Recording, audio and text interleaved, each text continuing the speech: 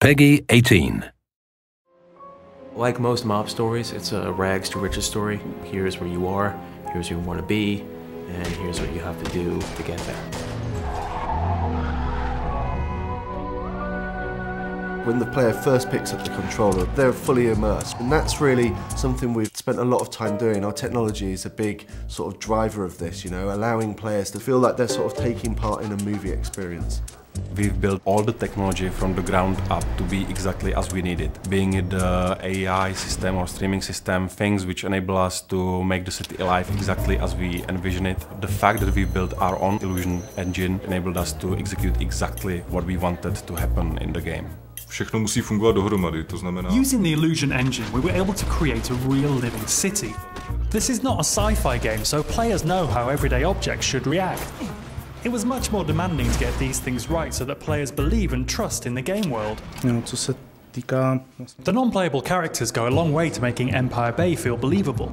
We have a very elaborate system that allows them to behave normally in the city. For example, waiting at traffic signals before crossing the road. It shows that our game is not only good fun, but also that there is attention to detail. Every bullet you shoot, it has some impact.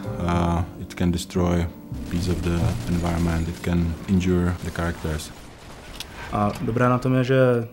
The physics engine has a big part to play in this.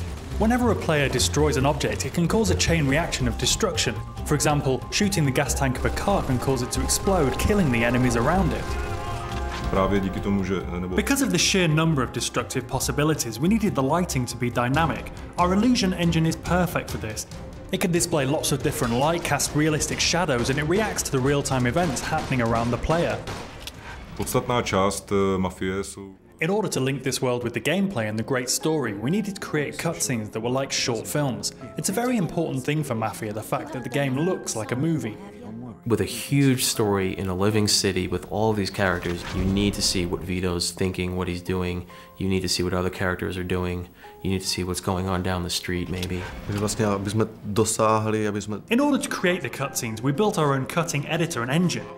This enabled us to play the cutscenes in-game and in real time. It wasn't easy, but now we can animate anything we have in the game.